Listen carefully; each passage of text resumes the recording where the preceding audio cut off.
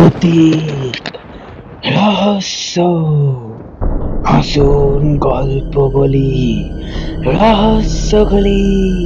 তো নমস্কার বন্ধুরা, আপনাদের সবাইকে স্বাগত আমাদের চ্যানেল ভৌতিক রহস্যর আরো একটি নতুন ভিডিওতে, আরো একটি ভৌতিক ভিডিওতে। তো এটা আমাদের ভৌতিক রহস্যর গল্প ঘটনার 37 নম্বর এপিসোড নম্বর 37। তো প্রত্যেকটা এপিসোডের মতোই এই এপিসোডটা হতে চলেছে খুবই ভয়ঙ্কর এবং খুবই অন্যরকম একটি এপিসোড। তো প্রত্যেকটা এপিসোডই আমরা এইভাবে শুরু করি। আজ কিছু কথা আপনাদের সাথে একটু শেয়ার করবো ভেবেছি। আপনারা শুনছেন ভৌতিক রহস্যের প্রত্যেকটা ভয়েস, আপনারা শুনছেন ভয়েস আমি গুড্ডু, মানে আপনাদের সৌপ্তিক দে, যাকে আপনারা ভৌতিক রহস্য শ্রোতারা প্রত্যেকটি গুড্ডু বলে চেনেন।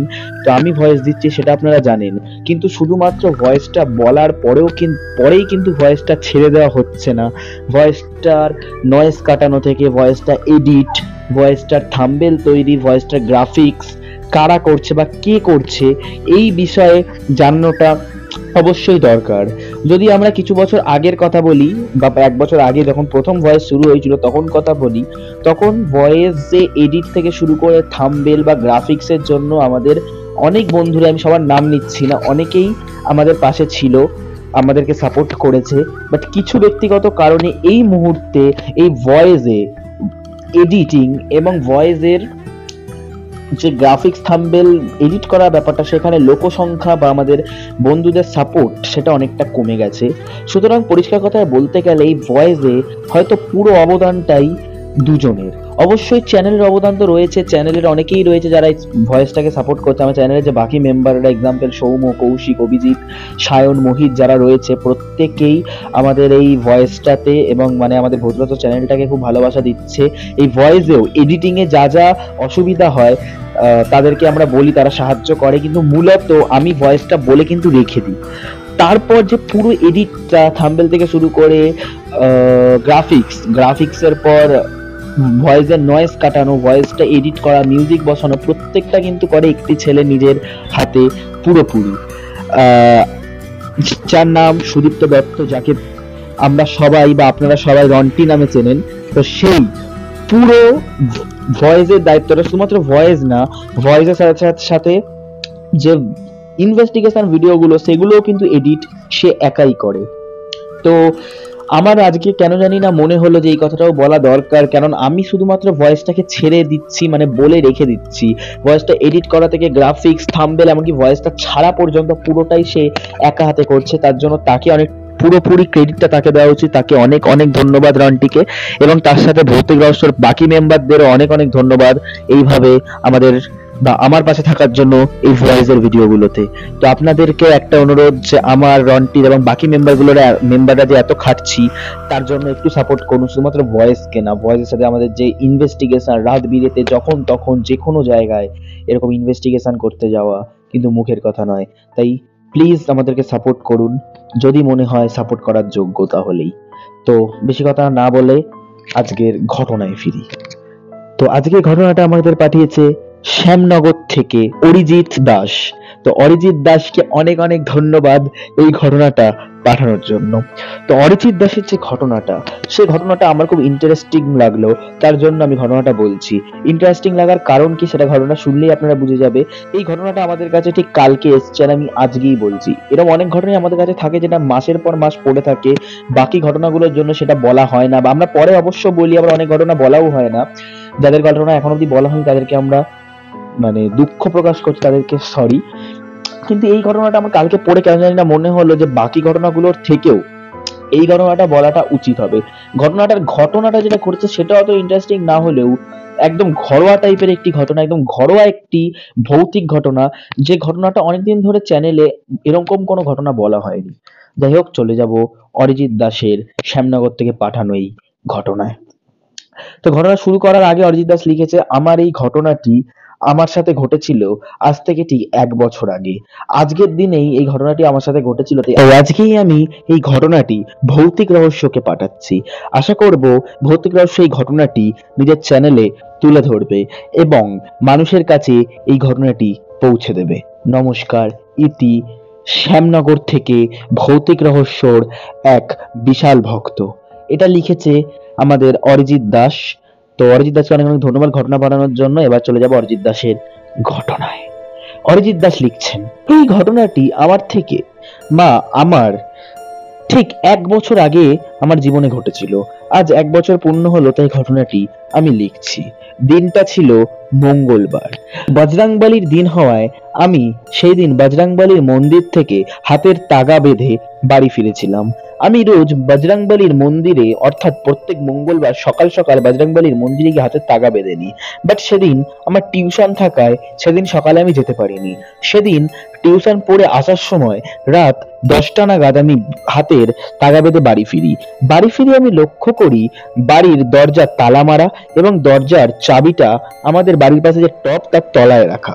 মা বাবা বাড়ি থেকে বেরোলেই বা বাড়িতে কেউ না থাকলে তারা চাবিটা সবসময় ওখানেই রেখে যায়। আর বাবা মা আমাকে না বলে কোথাও বেরোলে একটা চিঠি লিখে ঘরের খাওয়ার টেবিলে রেখে যায়। আমি দরজাটা খুলে দেখলাম সেদিনও ওখানে চিঠি রয়েছে। মা লিখেছেন, আমার বাবার শরীরটা হঠাৎ খারাপ হওয়ায় তোর বাবাকে নিয়ে বেরোলাম। আজ রাতে মনে হয় ফিরতে পারবো না। কাল দুপুরের মধ্যে আমরা ফিরবো। বাড়ির যত্ন রাখিস, বাড়ি থেকে কোথাও বেরোস না, আর পড়াশোনায় মন দিস, খুব বেশি ফোন ঘাটিস না। যদি কোনো অসুবিধা হয় আমাকে ফোন করতে পারিস। আমি ফোন নিয়ে যাইনি, ফোনটা ফ্রিজের মাথায় রাখা রয়েছে। এটার পরেই আমি সঙ্গে সঙ্গে ফোনটা নিয়ে ঘাঁটতে শুরু করি।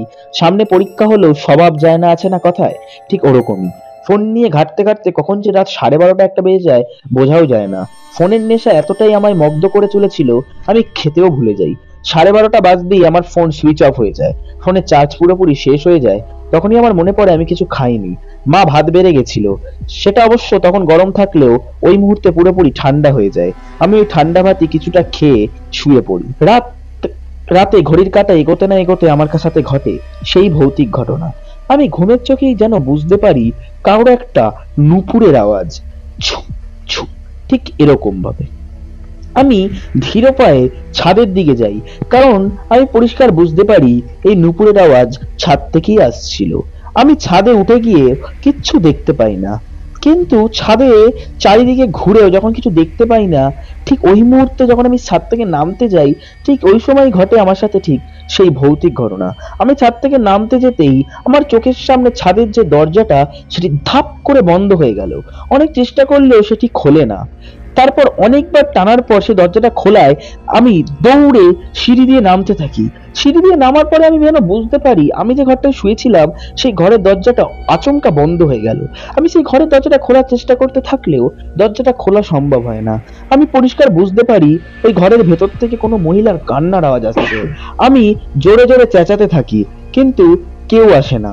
অত রাতে কেই বা আসবে? আমি সাহস নিয়ে দরজাটা খোলার চেষ্টা না করতে করতে দরজাটা খুলে যায়। আমি বুকে পাথর দিয়ে হাতের ওপর হাত চেপে দরজাটা খুলি, কিন্তু দরজাটা খুলে আমি যে দৃশ্যটা দেখি সেটাতে আমি ভাবতেও পারিনি, সেটা যে আমি বিশ্বাস করতে পারি না। আমি দেখি গলায় দড়ি। শুনলে অবাক হবেন, সে আর কেউ নয়, আমার নিজের মা। আমার নিজের মা, যে চিঠি লিখে দিয়ে আমাকে বলল যে সে নিজের বাবাকে দেখতে যাচ্ছে, সে আমার চোখের সামনে গলায় দড়ি দিয়ে ঝুলছে, তার মুখ ঢাকা চুলে। সে যেন ওই মরণ অবস্থাতেও আমার দিকে তাকিয়ে রয়েছে, জিভ বেরিয়ে। কিছু বুঝতে না পেরে আমি অজ্ঞান হয়ে গেলাম।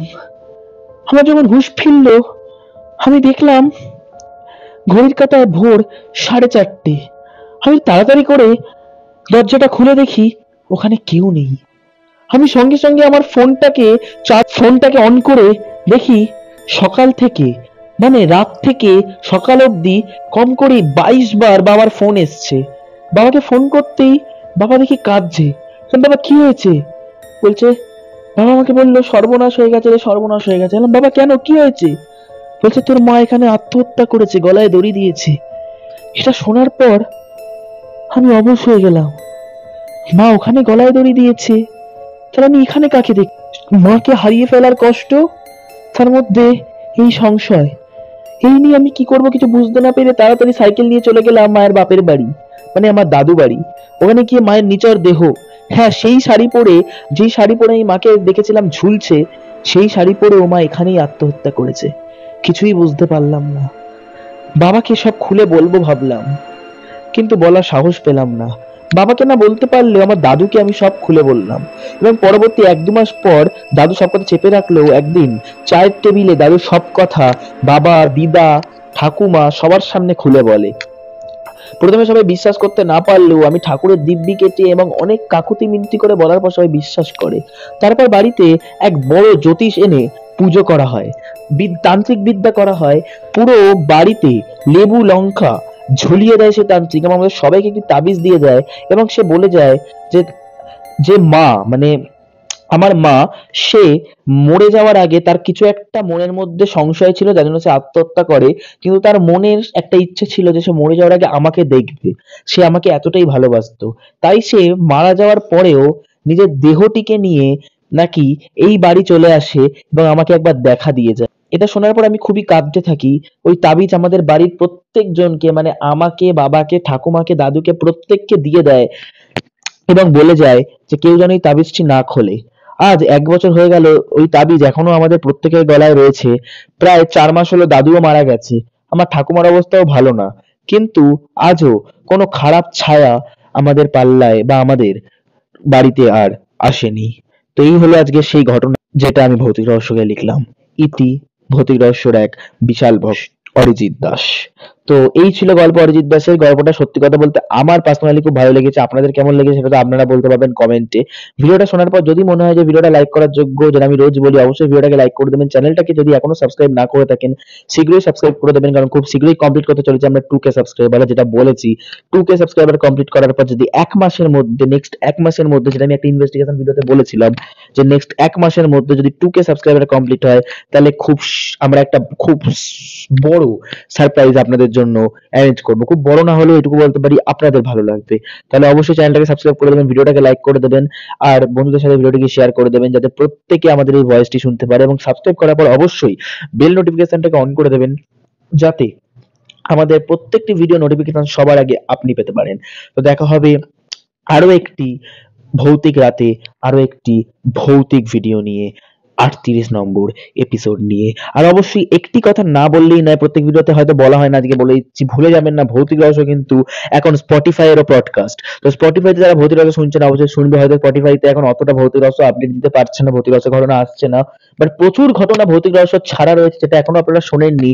ভিউজ আমাদের খুবই কম, তো শুনে নেবেন, এবং স্পটিফাই চ্যানেলটিকে, ভৌতিক রহস্য স্পটিফাই চ্যানেলটিকে অবশ্যই সাবস্ক্রাইব, ক্ষমা করবেন, ফলো করে নেবেন যাতে স্পটিফাইয়ের ঘটনাগুলো আপনারা শুনতে পারেন। স্পটিফাইতে আমাদের এই ঘটনাগুলোরই মানে পুরনো পুরনো সমস্ত ঘটনা এসেছে, ফার্স্ট এপিসোড থেকে রয়েছে। তাহলে অবশ্যই শুনবেন। যারা আমাদের ভৌতিক রহস্যের ফার্স্ট এপিসোড এখনো শোনেননি তারা ইউটিউবে না শুনে আমি চাইবো স্পটিফাইতে গিয়ে শুনবেন। তো অবশ্যই দেখা হবে আরো একটি ভৌতিক রাতে, আরো একটি ভৌতিক এপিসোড নিয়ে। ভৌতিক রহস্যের পাশে থাকুন, আমাদের ভয়েসের পাশে থাকুন, আমাদের ইনভেস্টিগেশনের পাশে থাকুন। Tata, bye, good night.